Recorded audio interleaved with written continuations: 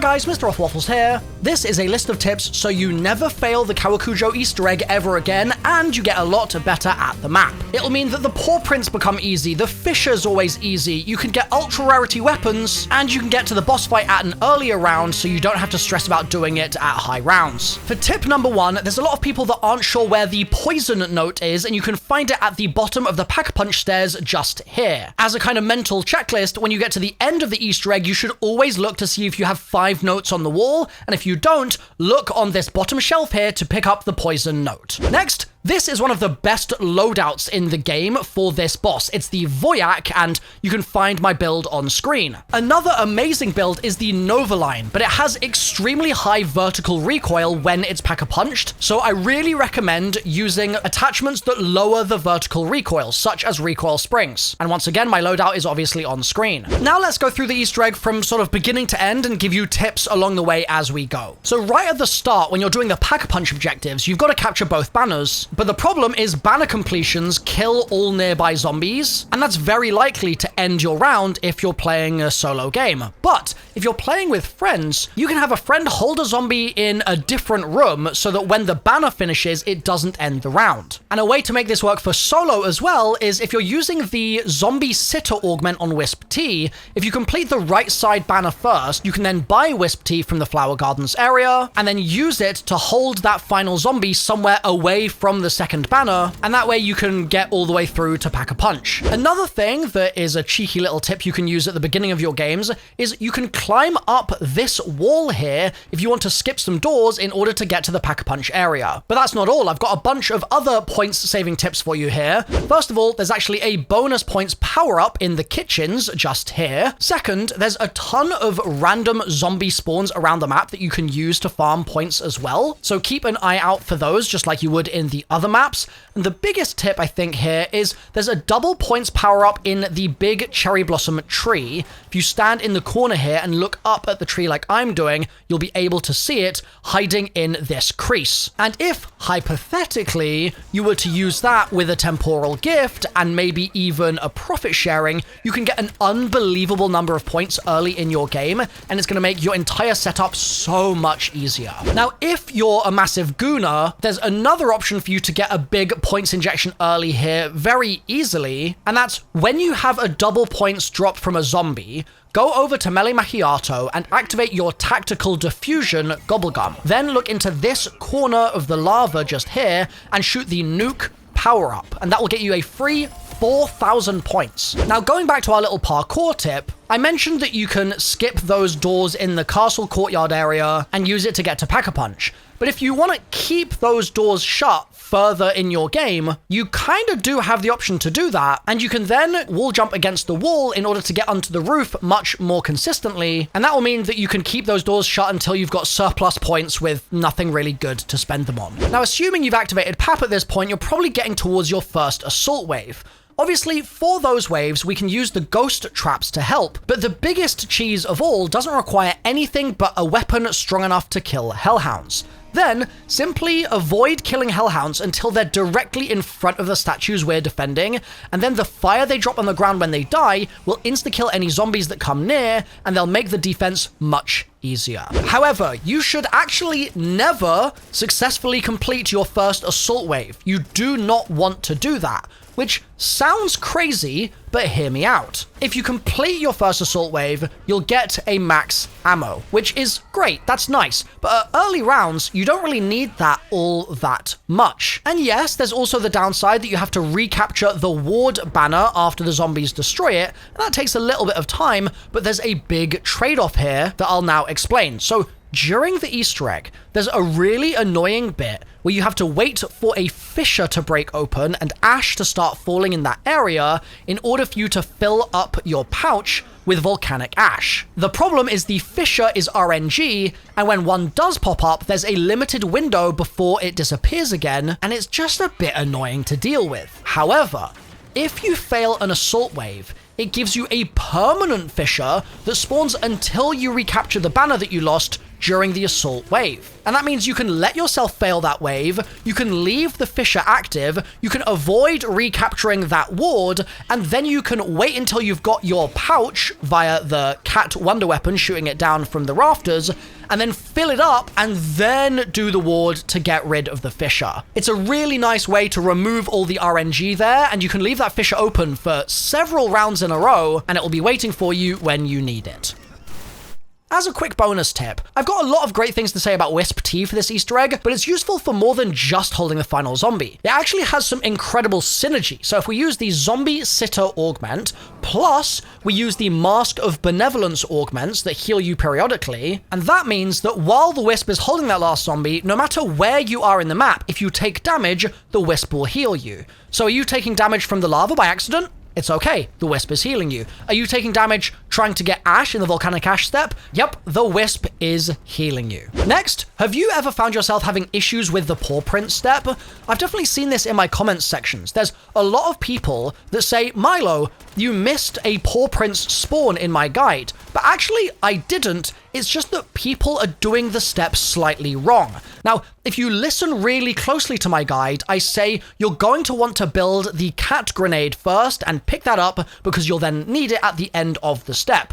But if you've never built the cat grenade, you won't be able to do the Pawprints bit in the first place, so you do have to do that. Second, you need to also pay attention to the fact that the Pawprints will only spawn the round after the cat has been thrown into the lava. And a lot of people don't realize that, and so they try it that same round, and they end up not seeing any prints. So with those two things covered, those prerequisites, let's now talk about some extra info that might make your life easier. First of all, Pawprints do appear even if the lava has hardened at a location. It's just the final bit where you have to throw the cat down where you need the lava to be active and not hardened. So don't worry, if the lava has frozen over in a certain area, you can still start the Pawprints step and you can find that first location. Second, you only need to actually kill one zombie over the area where each Pawprint patch is located. And so the easiest way to do this is to sort of take 4 to 5 steps in the direction that the Pawprints face and then kill a zombie, and just do this 6, 7, or 8 times and you'll be done. Easy peasy. Now, you may run into a problem where you start running out of zombies very quickly if you're unable to find the correct Pawprint spots. And a really nice solution for this is by round 7, nearly every game is going to have a TED trial spawned in. And you can use the zombies from the TED trial to bring them around the map to possible Pawprint spawn locations and then shoot those zombies to try to activate the initial set of prints. Now, that's all well and good, but I bet you guys would love if I had a solution for you to know where the Pawprints would be every single game without having to guess from RNG. You'd love that, right? And maybe you'd leave a like on the video and you'd even consider subscribing if I told you something like that. Maybe do both of those things now because you're in luck, okay? Hit that like button, hit that sub, and then do the following. Once you drop the cat into the lava, you'll very shortly afterwards see a fissure spawn in, and it's indicated on the map via this red icon. Now, if you try to get the Pawprints right that second, they will not yet spawn. And so what you'll instead want to do is wait for that fissure to disappear, but keep in mind where it was. Then, when the fissure is gone, kill zombies in the doorway that leads into the location of that fissure, and you will always find your Pawprints in that location, which completely takes away all of the RNG. Next, once you're done with Pawprints, an Abomination will spawn in, and they are super strong, but here are a couple of tricks to make them a lot easier. First, Abominations take loads of damage from melee macchiato, so once the Abomination starts firing its lasers, punch it in the mouth, and this will completely destroy one of the 3 mouths, and now you've just got to destroy the other 2 mouths with a punch during its laser attack once again. And you can easily bait out the laser attacks by running far away from the Abomination. The second trick is very simple. Abominations take more damage from guns with brain rot. But another option you have is the third trick, which is to use Toxic Growth with either Urticant or Zookori, as well as 2 of Extra Charge, Green Thumb, or Ankle Shredder, those obviously all being augments. And then when you drop this down, the Abomination will get trapped and it will be weak to Toxic Growth's damage, which makes it really easy to shred. And the final trick for this doesn't require any perks, ammo mods, or field upgrades, but it still makes it weak. You've just got to go to the PhD room, look at this cabinet, and then stand where I'm standing and throw a C4 at this angle. It should go inside the little crevice, and if not, then pick the C4 back up and try throwing it with your crosshair placed a slight fraction lower. Then, when the Abomination spawns, activate that C4 and you'll get a free insta-kill that increases your total damage against elites. Now, you might want to save that insta-kill for later in your game, but if you're struggling with the Abom, then this is an option for you. Next, I've seen people struggle to keep a sufficiently low profile near the squeaky floorboards, and they'll just constantly scare the cat. Tip 1 for this is if you think you're being sneaky by using an Ether Shroud, you're actually not. The cat will hear it because it's spooked by field upgrades. Second, don't sprint near those creaky floorboards. That will also alert the cats. And third, you don't actually need to crouch. You can walk while standing and it won't get startled, as you can see in the gameplay here. Now, one thing that you may have heard is that depth perception is required to see where the sneaky floorboards are. But luckily, the floorboards are in the same shape every game, so you can learn where you need to walk without depth perception. Then alternatively, if you don't have enough points for depth perception and you need to flip the round, one option you have is you can dolphin dive on top of the cat and pick it up if you're super quick. But if you've got depth perception, then this isn't really a massive time save, and so I don't think it's really worth the risk. Next, the Simon Says mask step can be really annoying if you're playing solo, and even more so if you're trying to complete this in the middle of a round. So obviously, the Zombie Sitter Wisp T augment is going to make it a lot less stressful. And one option you could use in order to guarantee that you have a Wisp active for the round where you're trying to do this is to just not buy Wisp T until you're on this step, and then buy it, and then your next kills should guarantee you a very quick Wisp spawn. Now, assuming you've then done that and you're alone with the masks, once you activate the wall, note your mask order and then run straight to one of the nearby zombie spawns. And zombies will spawn from a couple of spots, but I tend to run over here first.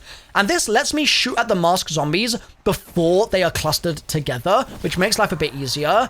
And if they do get in a big bunch and it's annoying, throwing a decoy can be quite useful because then you'll have them standing still and you can shoot them more easily. But a way to get a free zombie stun without using decoys is to use Juggernog, and specifically the reactive armor augment, because it then stuns zombies in close proximity when you break a plate, and that gives you another chance to shoot them when they're standing still. Next, acquiring the coin purse from the mystery box can be a bit annoying for a couple of reasons. First of all, the correct box location is marked by this tag, and in order to find it, you need to know every single box location, which is a little fiddly. Then, when you find the box, you have to make sure the box moves to that location so you can get the coin purse. However, so long as you've completed the first suspect painting in the evidence room, and you're therefore on the step where you can get the coin purse, the next time you move the box, no matter where you move it from, it will always move directly to the box labeled with the tag. So you don't even need to know where the tag location is. You can just wait to move it until you get onto this step, and then wherever the box moves to, you're going to run there and see that it is the tag location as well. However, if you don't even want to move the box at all in order to do this, you can use the Mr. Peaks field upgrade with Peaks Favor. Then, you just find the location where the tag is, throw the cat grenade down first, right next to the mystery box location, and then activate your Mr. Peaks field upgrade, which will spawn in the mystery box so long as Peaks drops next to the box. Then, when it finishes spinning, you'll get your coin purse and you can continue with the Easter egg. Now, as a quick bonus tip, if you're thinking, oh man, I just switched field upgrade, now I've got to wait till it's charged, why not just use the free one? Simply go over to the Flower Gardens by Wisp T, then go to this edge of the lava here, aim towards this sunken house in the lava, and shoot the full power-up. Next, there's 3 zombies we have to kill for the Accomplice step, 2 of which have very high health. But luckily there are some tips to make these both easier, and there are some tips for making the noble easier as well. For the merchant, you can melee the tomato pretty early in your game. You just then need to run away and leave the zombie to eat its tomato, and then when you come near it, it will stand up and run towards you. But obviously, you can't do this step until you do coin purse. So assuming you've done that, you've spawned in your tomato zombie, and you've brought it over to the staging area, you can then use the following trick. When the merchant spawns in, all he's going to try and do is eat tomatoes off the ground, and that's going to make him self-heal. But if you stand directly in front of him to block his path, and you spam the cat wonder weapon laser attack into his head, you'll get really easy crits, and you can take the zombie down very, very straightforwardly. Next, how to kill the gardener zombie more easily. Well, you've probably noticed that it's difficult to water all 3 plants with a single bucket, but it is possible. You just have to avoid sprinting, taking damage, jumping, or walking into lava, which sounds like a lot, but hear me out. If you collect your water and then walk along the path towards kitchens, you can still get to the flower garden by just walking on the side here next to the solid part of the lava. And then you can water the 2 plants on the left side of the garden and then go onto the bridge and fall down just here onto the other side in order to water the 3rd plant. All in 1 bucket. Pretty good.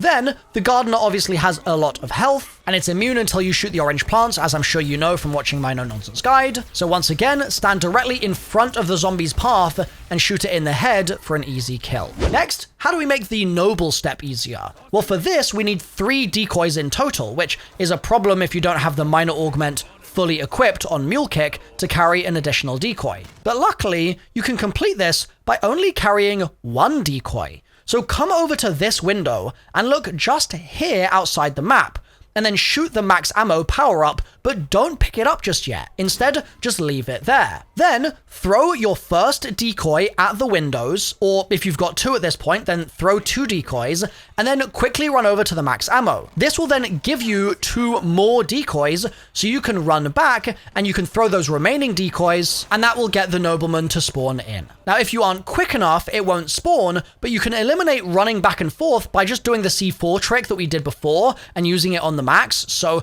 drop a C4 on top of the power-up, and then activate the C4 by where you're standing to throw the decoys, and then you'll get the max in place instead of it being in that little room. Next, since there's not a huge amount of drawback to doing an assault wave and failing, we can do more Easter egg steps rather than defending the zone, because otherwise you finish the assault wave and it just pushes the rounds forwards. So what you'll want to do is, if you've repaired the sake bowl, for example, you can place it down during the assault wave, and then you can complete the sake bowl defense, which is perfect to do on a round where you'd otherwise be just failing the assault wave or just doing the assault wave. Also, a note for this, the 3rd bowl will always have a hellhound come and steal the final item, and for this, the dog will run through the kitchens area and loop back to the big cherry blossom. So instead of waiting for the dog to run into you, you can bring it to you by activating Frenzied Guard. It will no longer care about its path, and it will instead come straight to you, and that makes it very easy to kill. And if you don't have Frenzied Guard, then you can just block the dog's pathing and spam the cat wonder weapon, just like we did for the accomplices. For the motive evidence, the first part is dropped by the Oni, and the second part is in the stables when the lava hardens, and the third is the clock step, which you do right towards the end of the Easter egg. And it's a common misconception that you need a Molotov to collect that brother's statue in the stables. Instead, you can throw any explosive there, I think. I used an impact grenade and a C4 in my testing, so I know both of those work. But what about that clock step? Can we optimize that at all? The way this works is within the next few rounds after activating the clock, you'll have an assault wave. And as you can tell by now, I quite like to not participate in the assault waves, and instead I like to do other steps. So first of all, during assault waves, the crafting bench has a massive discount. So you can purchase an ion core score streak for 1,000 salvage, and then activate the trap that's there and wait for it to get 20 kills. While it's killing zombies, it will likely kill all the flag carrying zombies. Then interact with the ghost from the trap to hear info about the accomplice. So we're getting that done earlier. And obviously, if you get the defense in an area where you don't get the accomplice information you need, that's fine, but we're just doing this to try to optimize. Then, once that's done and you've interacted with the ghost, you can drop the ion core at the defense spot, leave the area, go to the flags in the staging area and start placing them again during the assault wave. And once again, we don't really care about failing it, we're just trying to optimize our time with the flags and do stuff at lower rounds. Now, as a reminder, this one's really important. The poison note is going to be found at the bottom of the Pack-a-Punch stairs. And you might be thinking, oh, I feel like I remember you already saying that. And that's because I have already said it, and I'm going to keep already saying it. It's at the bottom of the Pack-a-Punch stairs. Tell your friends. Next, here's a really nice piece of info that will mean that you never have to pause ever again. So as we know, piecing all the evidence together and placing them in front of the paintings at the end requires a lot of pausing and checking my guide and pausing again and checking my guide. And while it's obviously lovely if you've got a zombie with Wisp T keeping it babysat, that's not always available. And it's a lot harder to time Zombie Sitter when you start getting to the high rounds. So, in order to be never bothered by a zombie during this step, all you've got to do is interact with the incense on the left side here. Interacting with that one only makes it so that the zombies will temporarily stop targeting you. And then, once you're done placing the rest of the evidence, that's when you can interact with the incense on the right side. This is actually a bonus tip for the Easter egg in general. Whenever you have a ghost cutscene, if you start shooting your gun and making a racket, it's gonna mean the zombies attack you. But if 0 players in your game break the silence and you all stay stealthy, the zombies will not path to you during those moments. Next, right after you do your deduction in the Easter egg, it's mini boss fight time, and this has given me a lot more trouble than I expected in some of my games. So here are a few ways for you to explore taking it down a bit more easily. First off, like I said earlier, you could save that insta-kill power-up and use it on this boss instead of the Abomination that we used it on earlier in the game. And second, the Grim Reaper score streak deals insane damage against it. Things you might also want to experiment with include using Tesla Storm with Haywire and Amped to deal a pretty good chunk of damage fast, and using equipment on it as well, such as the Hunter Killer Drone, just like we used on the Zersa when BO7 released. Now, once you kill the Onryo mini-boss, you'll be teleported back to the PAP area, and that will play a short cutscene, and if you solved the mystery earlier without making any mistakes, in other words, if you watched my guide, you'll get an ultra rarity Path of Sorrows for free on the ground right behind you. So you can get yourself a very easy ultra rarity weapon in your game every single time. Next, we're ready for boss fight. Do not save and quit while doing this boss. For the first time, Treyarch have kind of bricked the save quit feature for this, and as far as I can tell, you can't get back into the boss after you rejoin. That might be a glitch, but it is something to just be aware of. So what augments make the fight extra easy? Well, I'd really recommend Environmentalist on PhD, because then you can slide through the fire, and it makes it so much easier. I also think that Jug with Turtle Shell is quite useful here, because then you can just turn around when you're about to take a bunch of damage from the boss and you'll avoid it. Double Tap with Double Impact is great, because it gives you a huge boss DPS increase, and Double or Nothing can be a very fun minor augment to play with. Stamina Up with Freefaller is really great for not taking damage from all the attacks that throw you into the air, and Hot Foot obviously is great for increased movement speed. Dead Hellhounds also drop fire on the ground, and any kill that fire gets counts as equipment kills, which means that you have very frequent Hot Foot activation if you're getting those kills. Wisp T's Mask of Benevolence is great for periodic healing, and you might consider equipping Light Mend with Booster Shot for overheals, and finally, Frenzied Guard with Frenzy Fire and Extension is always great, but Ether Shroud with extra charge is really nice in this fight as well. Now, during the boss fight, there are a couple of blessings offered by the previous Shadowsmiths. Vatharian's blessing spawns immediately and is really worth using because it will give you a tier 3 Pack-a-Punch crystal and a gold ether wrench and a mystery perk most of the time. This means if you're trying to do the Easter egg low round, you know that you're probably going to get a crystal from this, so maybe instead of getting PAP 3, you get those extra couple of perks that you were thinking of getting and then you go into the fight. That's definitely an option if you're trying to go in as early as possible. Now, the other buffs aren't there at the exact first moment of the fight, so we'll come back to those later. And we'll just quickly talk about the first phase. Once you've killed an Oni, grabbed its flag, and then collected the flag and captured the zone, it will create an immune zone where you can lay damage into the boss. And just be aware, that the immunity zone is only fully unlocked once you've captured all the flags that are present in a given moment. So in phase 1, yes, you've just got to capture that one flag on that one point, and then you're immune until it's no longer blue. But when you get to the second phase, it's going to require you to capture more flags before you're properly immune in those zones. So don't get caught out by thinking, oh, it's blue, I'm safe, because you do still need to capture the other points. Now, a lot of people get caught out by the lava attack, and basically what happens is the dragon breathes fire into the ground for a couple of seconds, and you'll see the ground start to go scorching red, but it won't be on fire just yet. That's an indicator you need to leave that area, and you'll find small, safe areas behind rocks and things like that. And so that's where you need to stand in order to avoid taking damage. But really, the main tip here is to look out for the charge up of it all, because that's what you're going to use to get out of there before you start taking damage, which is essential.